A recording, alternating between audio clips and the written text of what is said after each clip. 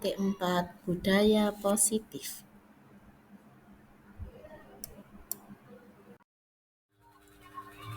Assalamualaikum warahmatullahi wabarakatuh. Perkenalkan, saya Nurul Hanifah, JGP Angkatan 11 dari TK Dharma Wanita Gunung Gedangan 2, Kota Mojokerto. Aksi nyata ini saya kerjakan sebagai tugas dari guru penggerak tentang modul 1.4 Budaya Positif. Sebagai fasilitator yaitu Ibu Neneng Sri Sulastri, saya sendiri sebagai calon guru penggerak Nurul Hanifah CGP Angkatan 11 kelas 175A Kota Mojokerto dan Bapak pengajar praktik yaitu Bapak Muhammad Fatoni.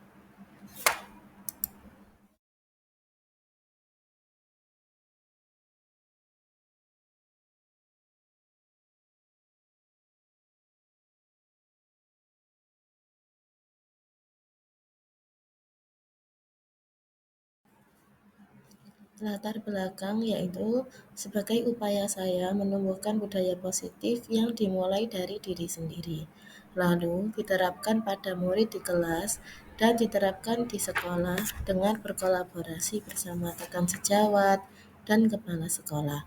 Lalu berkolaborasi dengan orang tua wali murid agar budaya positif dapat diterapkan di rumah, sehingga budaya positif yang dilakukan secara konsisten dapat menjadi karakter positif bagi murid, serta memiliki karakter profil pelajar Pancasila. Tujuan aksi nyata dari modul 1.4 ini adalah 1. Menumbuhkan budaya positif di sekolah. 2. Menyepakati keyakinan kelas yang dibuat bersama-sama dengan murid. 3. Penerapan segitiga restitusi dalam menyelesaikan masalah.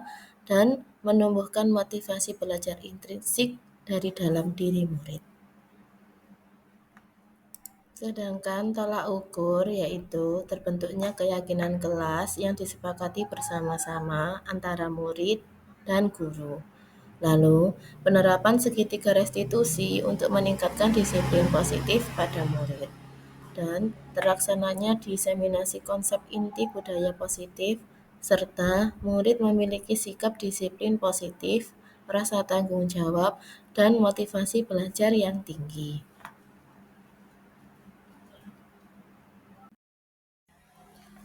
Kegiatan penerapan budaya positif ini tentu saja tidak dapat saya lakukan sendiri.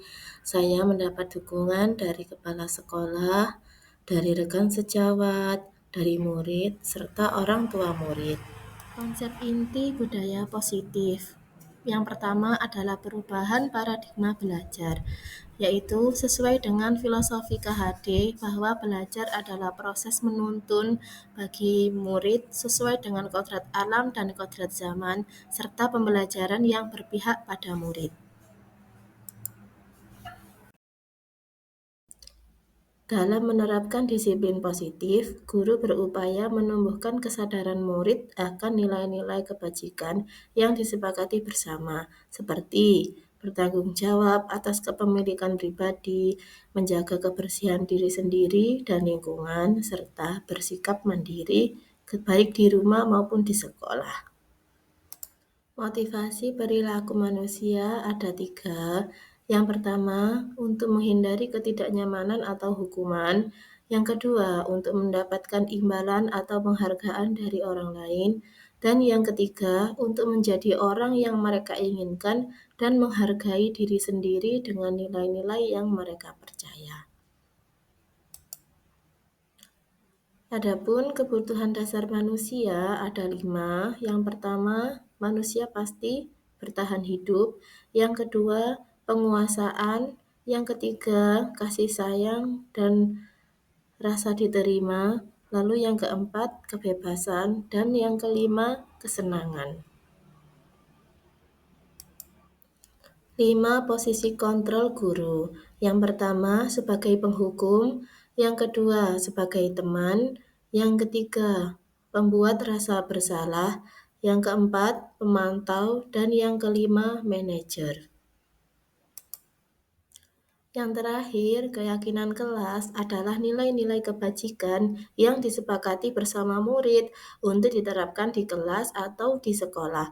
Keyakinan kelas ini dibuat bersama-sama antara guru dan murid yang dimunculkan dari ide-ide yang dikeluarkan oleh murid atau pendapat, dan ide-ide tersebut tentang nilai-nilai kebajikan seperti tanggung jawab, mandiri, disiplin. Nah, nilai-nilai tersebut akan disepakati di kelas dan ditetapkan sebagai keyakinan kelas yang dipatuhi oleh semua Coba murid. kamu sebutkan apa saja yang boleh dilakukan di kelas.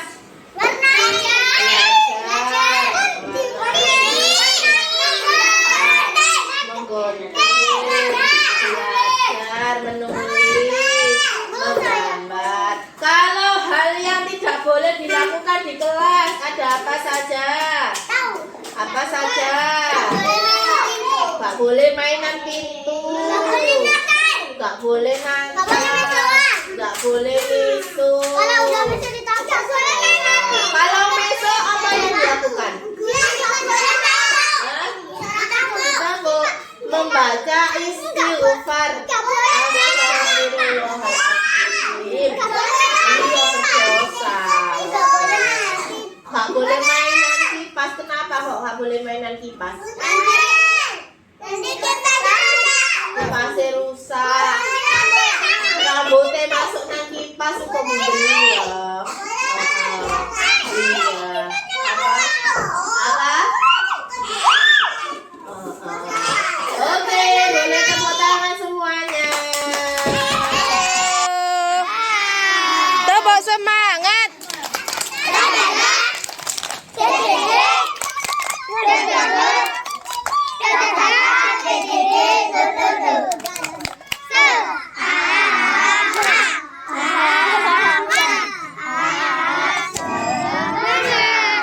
Kita mau jalan-jalan. Peraturannya yang pertama apa?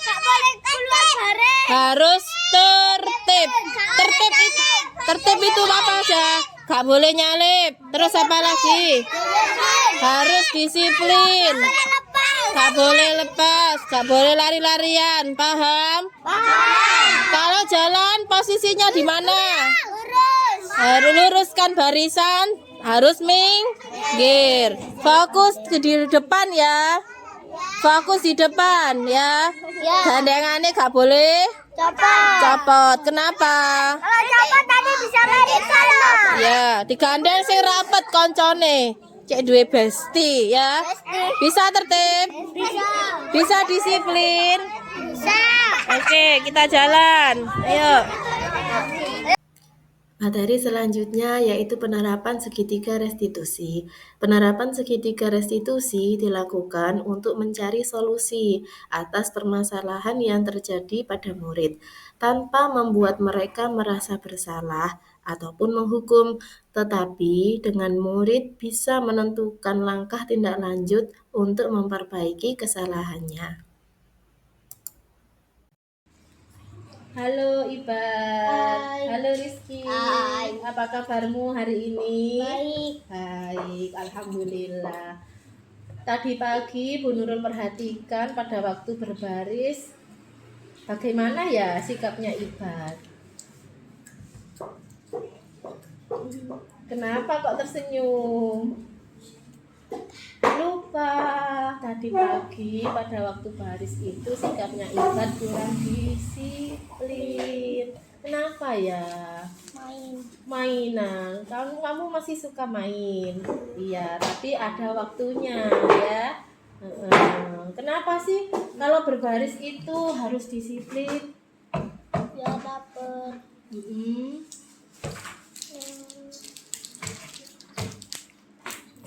Kenapa? Iya. Nah, bagaimana sih sikapnya kalau berbaris itu? Tegak. Tegak. Diam. Dan main. Dan main, mengikuti bu guru. Iya, kalau bermain itu dilakukan pada waktu apa? Istirahat. Pada waktu istirahat. Kalau berbaris, bagaimana sikapnya? Diam. Iya, yang mengikuti bu guru, yang pinter ya. apakah tindakanmu ini benar apa salah? Salah. Kenapa kok salah? Soalnya main terus. Iya, soalnya main terus, nggak tahu waktu ya. Harusnya kalau waktu baris itu juga ikut baris. Pinter. Berarti mulai besok apa yang kamu lakukan? Ikut baris. Terus apa lagi selain ikut baris? Sikapnya bagaimana? Diam. Terus bagaimana lagi? Tegap. Pinter. Berarti mulai besok bisa memperbaiki sikapnya ya. Oke, terus dulu. Pinter. Tis'atun 9 asyaratun 10 sifrun itu angka 6. Halo Ibad. Selamat siang Ibad. Bagaimana kabarmu hari ini? Baik. Iya. Ibad, kemarin Ibu perhatikan pada saat berbaris kamu kurang disiplin. Iya, Mengapa kamu melakukan hal tersebut? karena suka main. Iya, kamu tahu setiap orang itu pasti pernah melakukan kesalahan. Dan apakah kamu tahu apa kesalahanmu? Main, Iya. nggak dengerin guru. Iya, berarti apa yang harus kamu lakukan selanjutnya? Terus ngikutin guru. Hmm. Harus disiplin. Nah, pinter. Berarti besok harus bisa lebih baik lagi ya. Iya. Besok bagaimana? Harus yang rapi. Iya, betul. Berarti besok harus lebih baik lagi ya. Bisa lebih disiplin lagi ya. Oke, pinter. Tes dulu.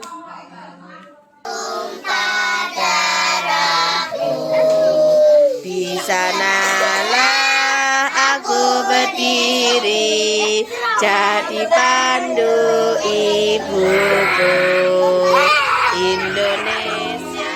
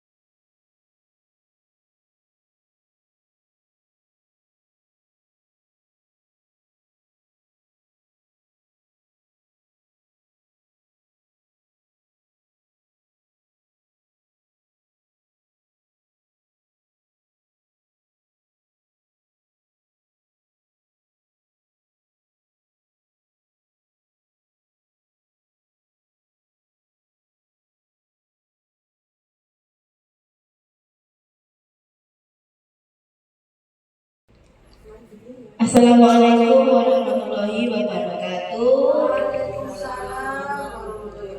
Alhamdulillah, terima kasih atas kehadirannya teman-teman hari ini untuk kegiatan diseminasi guru penggerak. Sebelum kita menyimak presentasi dari saya, mari kita melakukan ice breaking dulu. Siapa yang mau memimpin ice breaking? Barangkali ada. Ya, kita sama-sama ya. Tangan ke atas menggapai bintang, tangan ke samping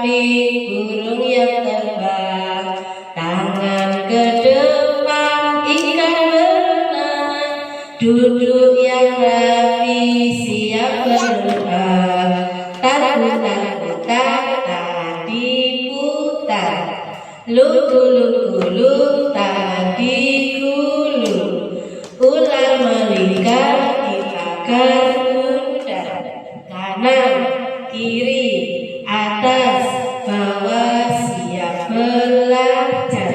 Satu jari kanan, satu jari kiri, ku gabung menjadi dua, ku buat jembatan panjang. Dua jari kanan, dua jari kiri, ku gabung menjadi empat, ku buat kamera cekrik. Tiga jari kanan, tiga jari kiri, ku gabung menjadi enam, ku buat menara tinggi. Empat jari kanan, empat jari kiri, ku gabung menjadi delapan, ku buat telinga kelinci. Lima jari kanan, lima jari kiri, ku gabung menjadi 10, ku siap belajar. Terima kasih, tepuk tangan semuanya. Nah, hari ini saya mau menjelaskan tentang budaya positif. Barangkali teman-teman ada yang sudah tahu apa itu budaya positif, seperti apa? Seperti apa positif? Berpikir kreatif. Oh ya, berpikir kreatif. Milih mungkin kebiasaan yang bagus, yang positif. Ya, terima kasih. Ya, budaya positif adalah tentang kebiasaan-kebiasaan di sekolah yang positif. Kesimpulan saya mengenai peran saya dalam menciptakan budaya positif di sekolah. Next, tiga. Nah, sebagai guru yang baik, kita harus bisa menciptakan budaya positif di sekolah. Konsep budaya positif yang dijalankan dengan menerapkan konsep-konsep seperti disiplin positif, 5 kontrol posisi guru, pembuatan keyakinan kelas atau sekolah, memahami teori motivasi, hukuman dan penghargaan, penerapan segitiga restitusi dalam menyelesaikan masalah serta memahami 5 kebutuhan dasar manusia. Yang pertama, penerapan disiplin positif.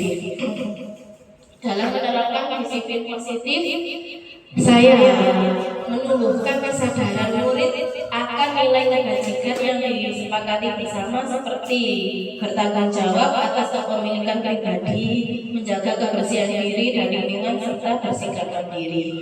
Nah, untuk penerapannya biasanya kita memang yang utama itu menerapkan kepada anak-anak supaya bisa bertanggung jawab atas kepemilikannya, yaitu pensil, krayon, buku. Kita mengajarkan tanggung jawab dan kemandirian pada anak-anak. Lalu untuk kebersihan tentu kita sudah menjalankan seperti itu. Kita mengajarkan anak-anak untuk menjaga kebersihan dimulai dari diri sendiri. Semisal anak-anak bisa menggosok gigi sendiri, bisa mandi, bisa memakai baju sendiri, memakai sepatu dan memakai kaos kaki, serta menjaga kebersihan lingkungan. Nah, untuk menjaga kebersihan lingkungan bisa kita mulai dari kelas dengan menjaga kebersihan di kelas, lalu kita biasakan anak-anak di rumah dengan berkolaborasi dengan orang tua. Nah, seperti kalau di rumah mungkin bisa diajak untuk membersihkan tempat tidur, menyapu, mencuci piring sendiri, seperti ini. Next.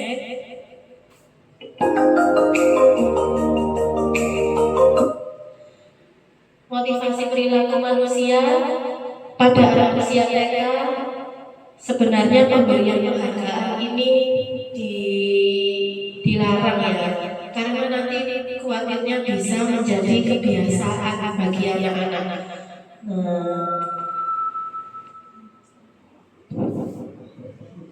Namun kalau pada usia anak-anak kita cukup memberi mereka penghargaan berupa pujian, Seperti anak-anak yang sudah bisa membuang sampah, kita beri pujian. Oke, kamu sudah pintar bisa membuang sampah di tempatnya.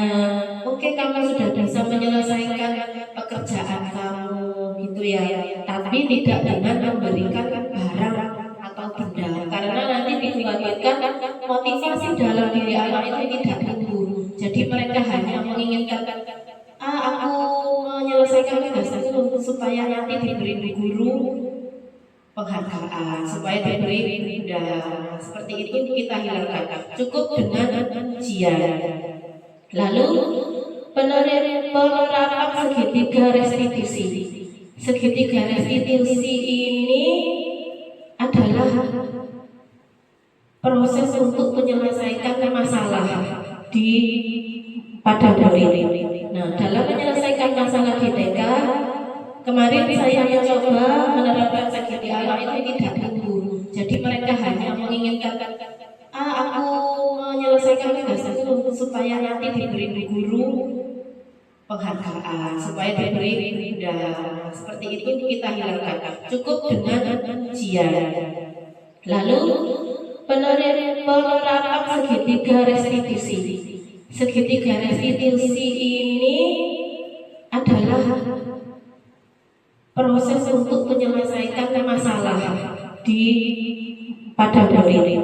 Nah, dalam menyelesaikan masalah di TK, kemarin saya mencoba menerapkan segitiga restitusi dalam menyelesaikan masalah yang dihadapi oleh murid. Tentu dengan cara yang sederhana, karena yang kita ajak adalah anak TK. Nah, kemarin saya mencoba untuk menerapkan segitiga restitusi pada Iqbal. Iqbal itu pada waktu baris dia tidak bisa tertib dan disiplin. Nah, dalam penerapan segitiga restitusi ini kita tidak membuat anak merasa bersalah, tapi kita mengajak anak untuk introspeksi diri. Apakah dia menyadari kesalahannya, tapi dengan tidak membuat mereka merasa bersalah. Nah, dengan demikian, lalu anak kita ajak untuk mencari bagaimana solusinya supaya dia bisa memperbaiki kesalahannya tersebut. Nah, misalnya dengan perkataan begini, Ibu tahu semua anak pasti pernah melakukan kesalahan. Nah, untuk memperbaiki kesalahan tersebut, apa yang kamu lakukan? Jadi kita pancing anak-anak dengan pertanyaan-pertanyaan supaya mereka mengeluarkan ide mereka sendiri. Next.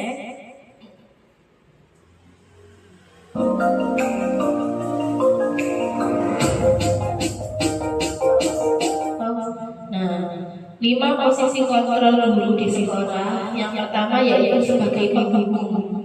Nah, penghukum ini misalkan anak telat datang ke sekolah, mereka langsung dihukum untuk lari lapangan 10 kali. Itu jangan ya dia. Nanti capek. Yang kedua sebagai teman, kita meminta anak, misalkan ada anak yang tidak mau mengerjakan tugasnya. Nah, itu kita minta, ayolah dikerjakan tugasnya. Aku nggak kasihan lah sama Bu Guru. Seperti itu perkataannya. Yang ketiga, membuat merasa bersalah. Nah, ini yang justru malah dampaknya buat anak-anak itu kurang baik. Misalnya seperti ini, ibu jadi sedih karena kamu sudah berlaku buruk. Nah, ini berarti anak-anak menjadi muncul rasa minder di dalam dirinya. Yang keempat, pemantau. Nah, pemantau ini biasanya hanya memantau dari kejauhan, dari sisi lain untuk memantau apa kesalahan anak tersebut. Dan yang paling baik itu adalah manajer. Posisi manajer ini fokus pada penyelesaian masalah untuk mencari jalan keluar yang disepakati bersama dengan murid. Namun dalam penerapannya posisi kontrol guru, saya sering menggunakan posisi sebagai teman karena anak-anak masih belum mengetahui apa kesalahan dan tindakan yang seharusnya dilakukan. Nah, biasanya saya apa kesalahan kamu? Nah, karena anak-anak kan pasti belum tahu salah dan benar kalau kita tidak menunjukkan. Untuk maka dari itu kita menunjukkan dulu kesalahan anak-anak itu seperti apa. Nanti kita pancing dengan pertanyaan-pertanyaan agar anak tersebut bisa mengeluarkan ide pemikirannya untuk memperbaiki kesalahannya. Keyakinan kelas. Keyakinan kelas ini tentang nilai-nilai kebajikan yang diterapkan di kelas, seperti jujur, mandiri, bertanggung jawab. Biasanya kita kenal dengan karakter. Dalam membuat kesepakatan kelas, saya mengajak murid untuk mengeluarkan ide-ide dari dalam diri mereka tentang apa yang boleh dilakukan di kelas. Kita pancing. Bagaimana sikapnya kalau di dalam kelas? Apa yang boleh dilakukan? Nah, nanti anak-anak akan menjawab, boleh belajar, boleh menulis, menggambar, mewarnai, bernyanyi, boleh. Serta apa yang dilarang dilakukan di kelas? Seperti saya menanyakan, kalau perilaku buruk yang dilarang di dalam kelas, nah seperti mengganggu temannya, usil, tidak mau mengerjakan tugasnya, seperti berkata kotor, seperti miso, seperti itu. Nanti anak-anak sudah tahu. Kita buat keyakinan kelas yang kita sepakati bersama-sama dengan anak-anak. Next.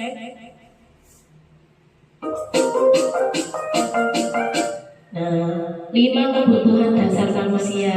Yang pertama pasti bertahan hidup. Nah, setiap anak pasti memiliki 5 kebutuhan dasar dari dalam dirinya. Namun terkadang ada anak yang belum terpenuhi kebutuhan dasarnya, sehingga dalam beberapa kasus saya melakukan refleksi terlebih dahulu, lalu menganalisis jenis kebutuhan apa yang belum terpenuhi untuk menentukan tindak lanjut perbaikan terhadap kasus murid. 5 kebutuhan dasar ini yang pertama yaitu bertahan hidup. Ini pasti karena setiap manusia butuh pangan, sandang, papan, ini bertahan hidup. Yang kedua, kesenangan. Biasanya anak-anak senang melakukan sesuatu yang diulang-ulang lagi, berarti kesenangan.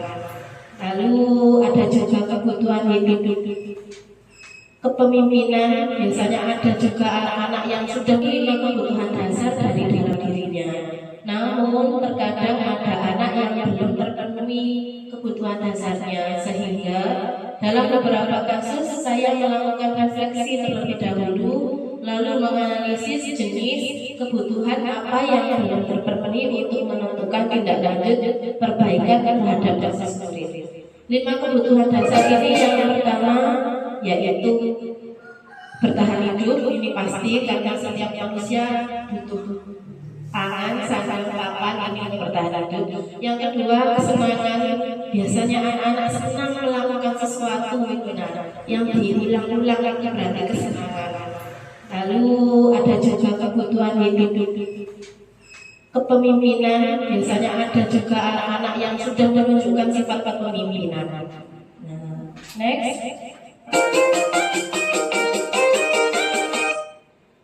Budaya positif yang berkaitan dengan filosofi KHD, nilai dan guru penggerak serta visi guru penggerak.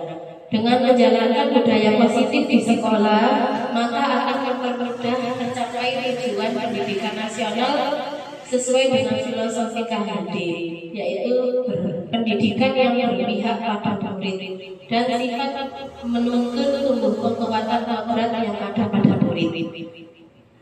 Kurikulum Merdeka ini ditekankan hanya untuk murid. Semuanya bersumber pada murid, karena kita tidak bisa menyalahkan kalau ada anak yang salah. Oh, kamu salah, kamu harus begini. Nah, cuma kita mengarahkan anak-anak itu untuk mengetahui apa kesalahannya, lalu perbaikannya bagaimana, seperti ini. Next.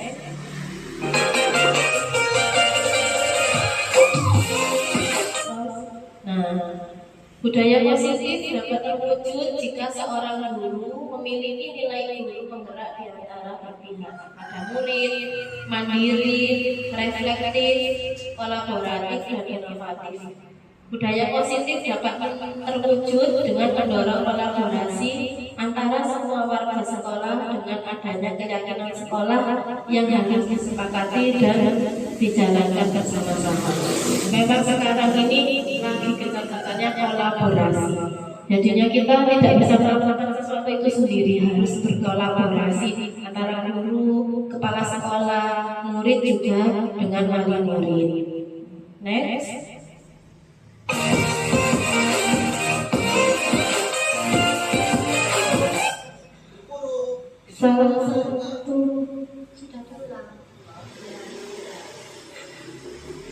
Salah satu perubahan yang diinginkan sesuai dengan visi guru penggerak adalah terbentuknya budaya positif agar diperoleh sekolah yang nyaman, aman, dan berpihak pada murid. Untuk menunjukkan visi guru penggerak tersebut dengan pembuatan prakarsa perubahan sesuai filosofi KHD dan profil pelajar Pancasila. Next.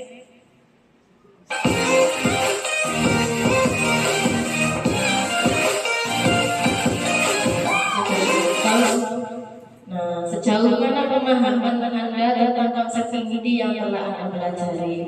Yaitu saya sudah mempelajari konsep-konsep inti serta pendekatan mungkin bahasa yang baru bagi kita. Inquiry apresiatif. Nah, metode inquiry apresiatif ini adalah pendekatan dengan kita mengenali kekuatan-kekuatan di sekolah ini. Sekolah kita itu apa saja. Jadi kita tidak perlu mencari kelemahan, tapi kita mencari kekuatan. Oh, kekuatan di sekolah saya ini seperti apa? Nah, itu yang kita tonjolkan dalam paradigma perubahan ini.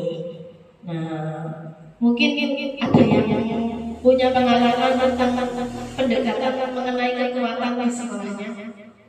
Bu Siti, Bu Yuli, Bu Emi mungkin. Nah, misalkan seperti ini. Di sekolah ini mungkin anak-anaknya kebanyakan suka main bantengan atau jaranan. Nah, itu merupakan salah satu kekuatan. Nah, untuk pendekatannya kita mengajak anak-anak belajar tarian bantengan, jaranan dengan arahan sama bu guru. Nah, nanti bisa kita fasilitasi anak-anak tersebut dengan pentas seni, dengan menampilkan tarian jaranan, bantengan seperti itu. Nanti anak-anak pasti suka. Nah, next. Perubahan refleksi yang kedua, perubahan apa yang terjadi pada cara berpikir Anda dalam menciptakan budaya positif di kelas maupun di sekolah. Nah, saya menyadari posisi kontrol saya sebagai teman biasanya ketika murid mendapat masalah. Setelah mempelajari modul 1.4 ini, saya menerapkan posisi kontrol sebagai manajer dengan menggunakan pendekatan segitiga restitusi. Next.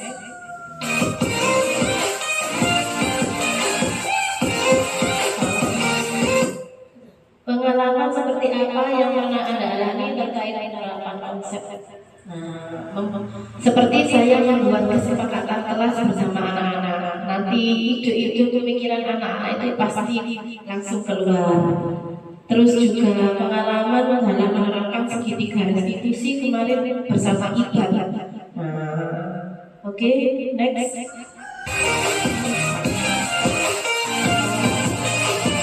Bagaimana perasaan saya awalnya memang bingung.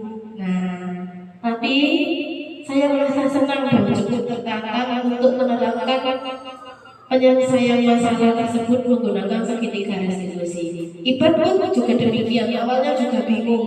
Ini mau apa sih Bu? Nah, terus saya tunjukkan video awalnya. Ini loh, kamu tadi pas Haris, bagaimana sikap kamu? Oh iya, 5 kebutuhan dasar dari dalam dirinya.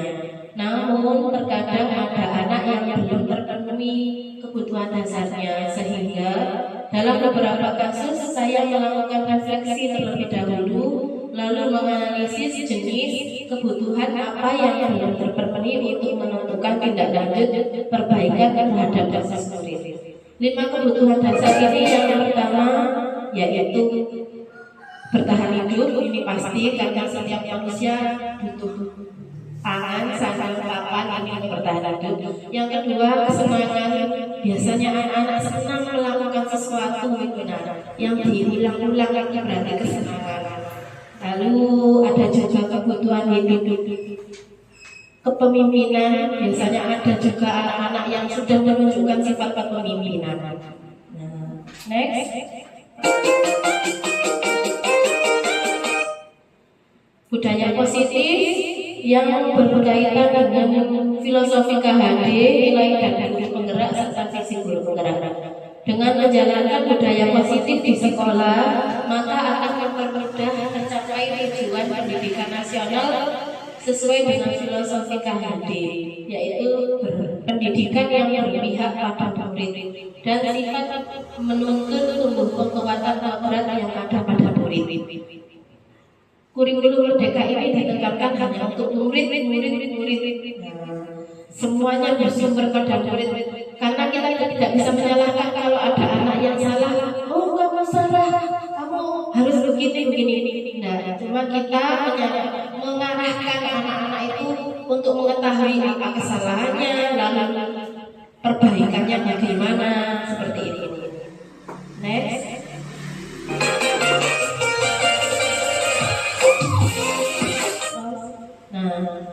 Budaya positif dapat terwujud jika seorang guru memiliki nilai guru penggerak di antara berpihak pada murid, mandiri, reflektif, kolaboratif, dan inovatif. Budaya positif dapat terwujud dengan mendorong kolaborasi antara semua warga sekolah dengan adanya keyakinan sekolah yang harus disepakati dan dijalankan bersama-sama. Memang sekarang ini lagi kegiatannya kolaborasi. Jadinya kita tidak bisa melakukan sesuatu itu sendiri, harus berkolaborasi antara guru, kepala sekolah, murid juga dengan wali murid. Next.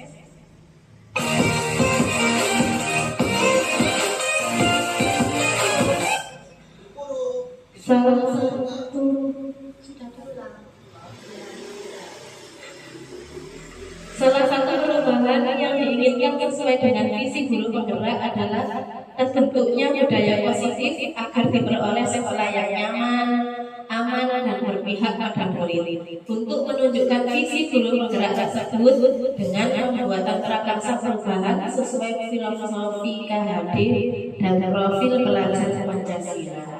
Next.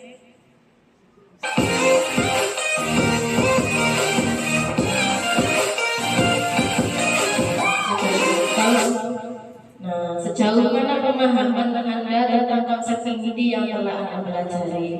Yaitu saya sudah mempelajari konsep-konsep ini serta pendekatan mungkin bahasa yang baru bagi kita. Inquiry apresiatif. Nah, metode inquiry apresiatif ini adalah pendekatan dengan kita mengenali kekuatan-kekuatan di sekolah ini. Sekolah kita itu apa saja. Jadi kita tidak perlu mencari kelemahan, tapi kita mencari kekuatan. Oh, kekuatan di sekolah saya ini seperti apa? Nah, itu yang kita tonjolkan dalam paradigma perubahan ini. Nah, mungkin ada yang punya pengalaman tentang pendekatan mengenai kekuatan di sekolahnya. Bu Siti, Bu Yuli, Bu Emi, mungkin. Nah, misalkan seperti ini. Di sekolah ini mungkin anak-anaknya kebanyakan suka main bantengan atau jalanan.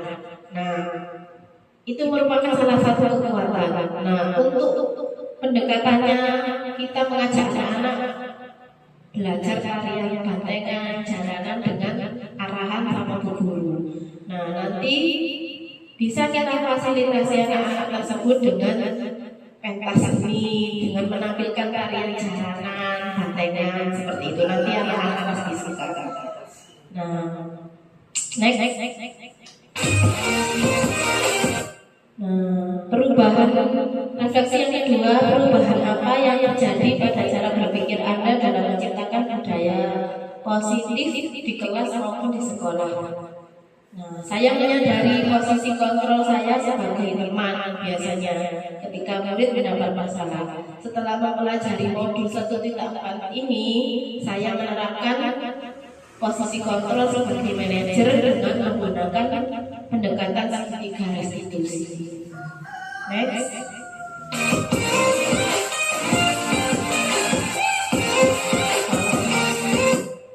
Pengalaman seperti apa yang pernah Anda alami terkait penerapan konsep? Seperti saya membuat kesepakatan kelas bersama anak-anak. Nanti ide-ide pemikiran anak-anak itu pasti langsung keluar.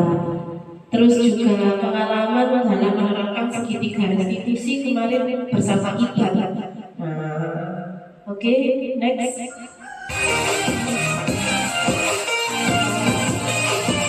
Bagaimana perasaan saya awalnya memang bingung.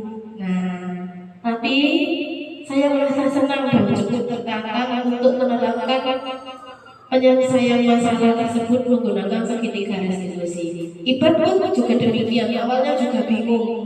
Ini mau apa sih Bu? Terus saya tunjukkan video awalnya. Ini loh kamu tadi pas baris, bagaimana sikap kamu? Oh iya, itu pemikiran anak-anak itu pasti langsung keluar. Terus juga pengalaman dalam menerapkan segitiga restitusi kemarin bersama Iban. Oke, next.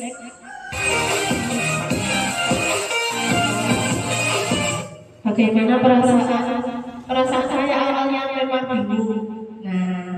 Tapi saya merasa senang dan cukup tertantang untuk menerapkan penyelesaian masalah tersebut menggunakan segitiga restitusi. Iban pun juga demikian, awalnya juga bingung. Ini mau apa sih Bu? Terus saya tunjukkan video awalnya. Ini loh kamu tadi pas baris, bagaimana sikap kamu? Oh iya, nggak bisa tertib, nggak bisa disiplin. Apakah itu benar? Iya, nggak benar. Itu saya yang terus malah dia malah senang dan antusias. Next. Menurut Anda terkait pengalaman dalam penerapan konsep tersebut, hal apa yang sudah baik? Dalam menumbuhkan budaya positif memang sangat baik diterapkan dari kelas, lalu diterapkan di sekolah. Konsep tersebut sangat relevan dengan kebiasaan positif yang ada di sekolah dan bisa memunculkan motivasi intrinsik, yaitu motivasi dari dalam diri murid itu sendiri. Hal yang perlu saya perbaiki adalah posisi kontrol saya sebagai guru harus sebagai manajer, yaitu bisa mengelola permasalahan anak dan tahu cara penyelesaian permasalahannya. Next.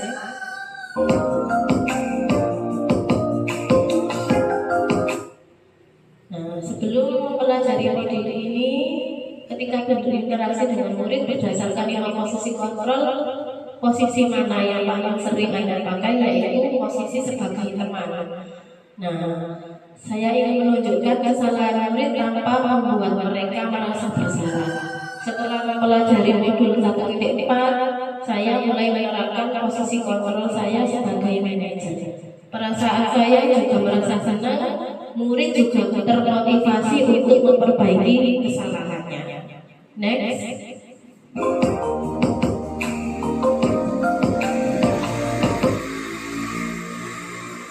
Sebelum mempelajari modul ini, pernahkah Anda menerapkan segitiga restitusi? Pernah. Sebelumnya saya belum mengenal segitiga restitusi, cuma saya pernah menerapkan hampir sama pada murid yang suka memukul temannya.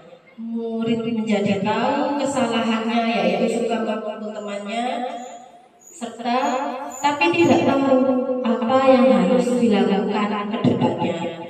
Sehingga murid hanya meminta maaf dan berjanji tidak mengulangi kesalahannya. Next.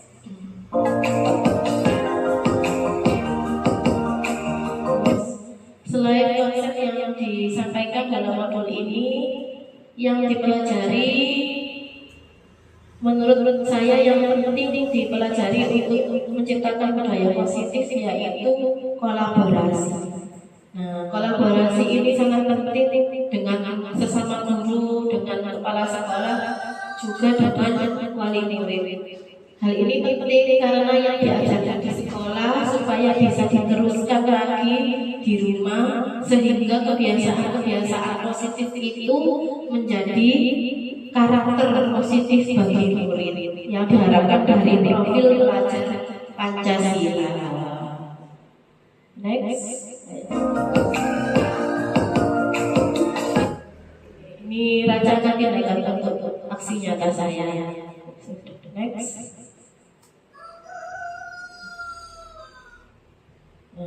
Sudah selesai, terima kasih. Barangkali ada pertanyaan, monggo disampaikan. Ya, silakan. Ya, terima kasih atas kesempatannya. Saya mau bertanya tentang segitiga restitusi. Nah, itu kan kalau satu anak itu melakukan terus setiap hari, apakah harus seperti itu dilakukan setiap hari? Nah, apa kesalahannya itu kadang berulang-ulang selalu dilakukan dan anak itu kadang dia Seperti apa kesalahannya? ya seperti tadi dia suka memukul temannya dan itu sudah diberitahu, besoknya lagi tetap diulangi, besoknya lagi tetap diulangi, tapi dia tidak ada perubahan. Apa yang harus kita lakukan kalau tidak ada perubahan?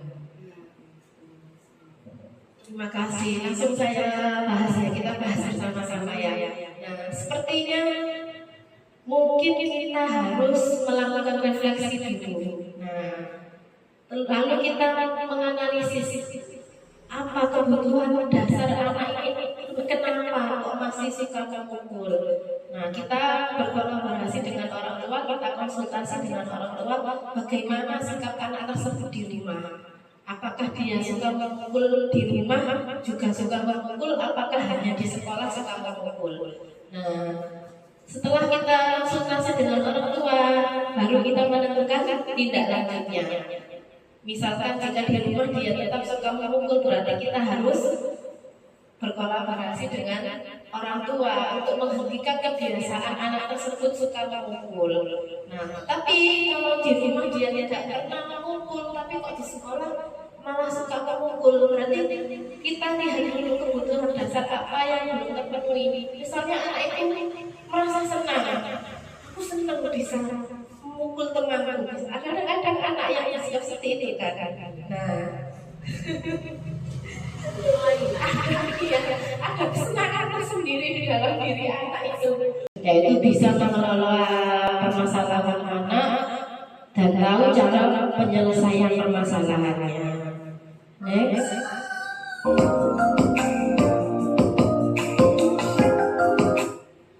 Nah, sebelum mempelajari modul ini, ketika berinteraksi dengan murid berdasarkan nilai posisi kontrol, posisi mana yang paling sering Anda pakai yaitu posisi sebagai teman.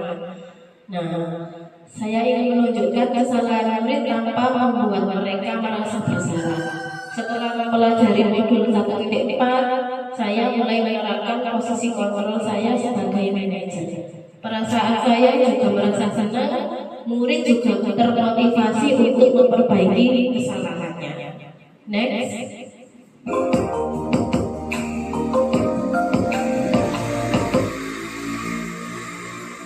Sebelum mempelajari modul ini, pernahkah Anda menerapkan segitiga restitusi? Nah, pernah. Sebelumnya saya belum mengenal segitiga restitusi, cuma saya pernah menerapkan hampir sama pada murid yang suka memukul temannya. Murid menjadi tahu kesalahannya yaitu suka memukul temannya, serta tapi tidak tahu apa yang harus dilakukan ke depannya. Nah, sehingga murid hanya meminta maaf dan berjanji tidak mengulangi kesalahannya. Next.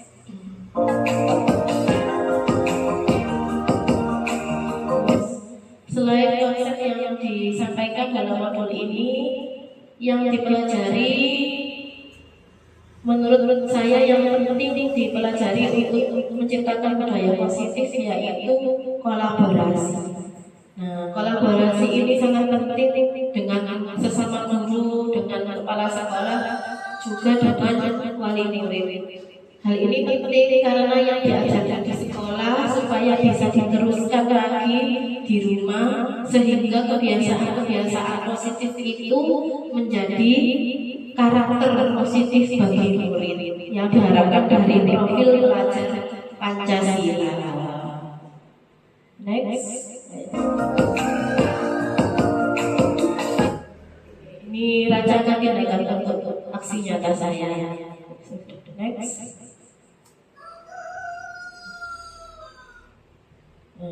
Sudah selesai, terima kasih. Barangkali ada pertanyaan, monggo disampaikan. Ya, silakan. Ya, terima kasih atas kesempatannya.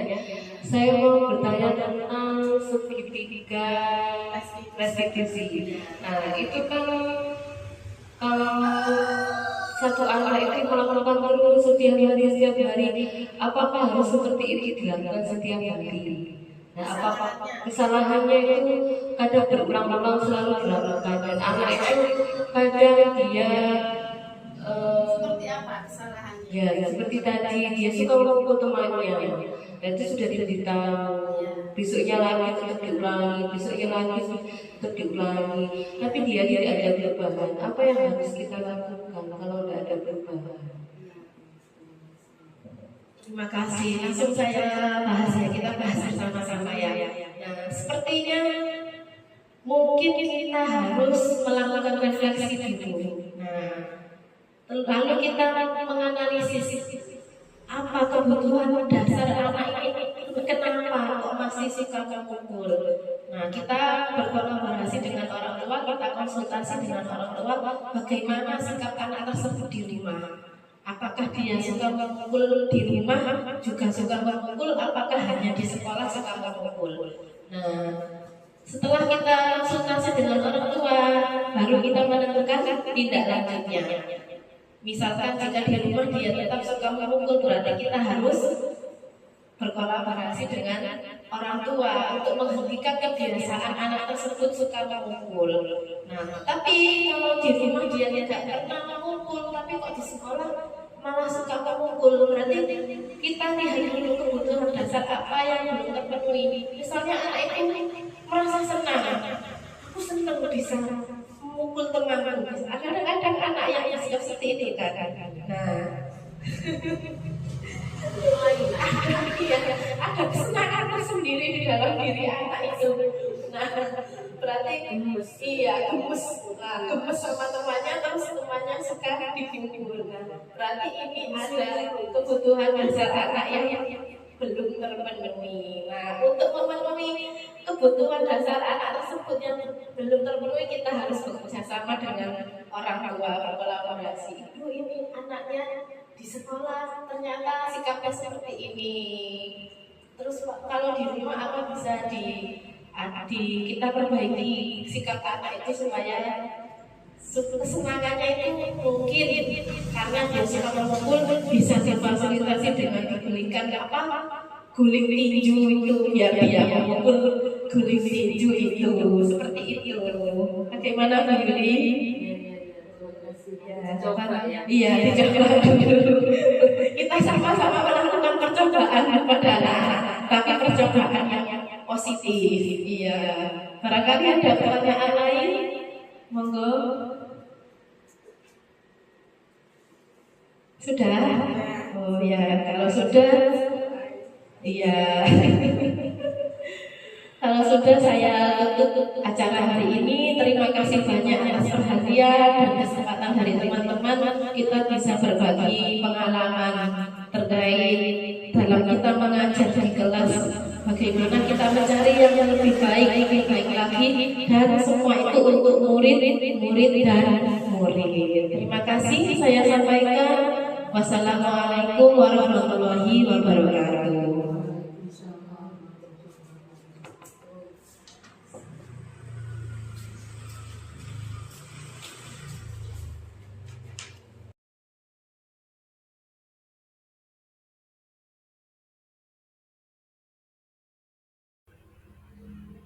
Biru laut seperti kolam, ikan paus pandai menyelam. Dari lubuk hati yang paling dalam, saya tutup presentasi dengan salam. Wassalamualaikum warahmatullahi wabarakatuh.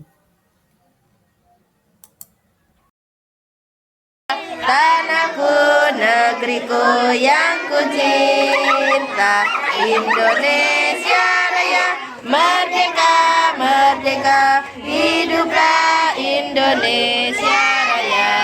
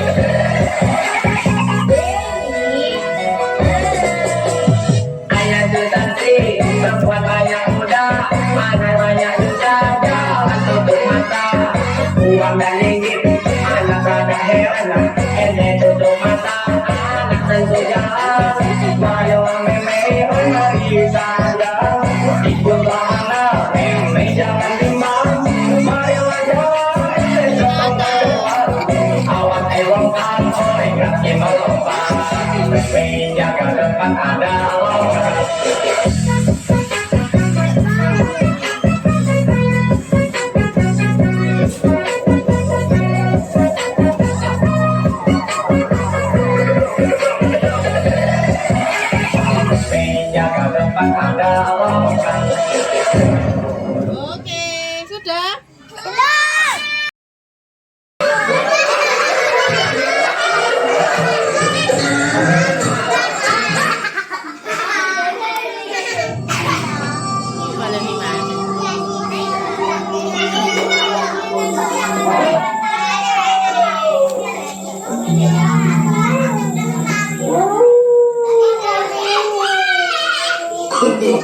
No, no, no, no.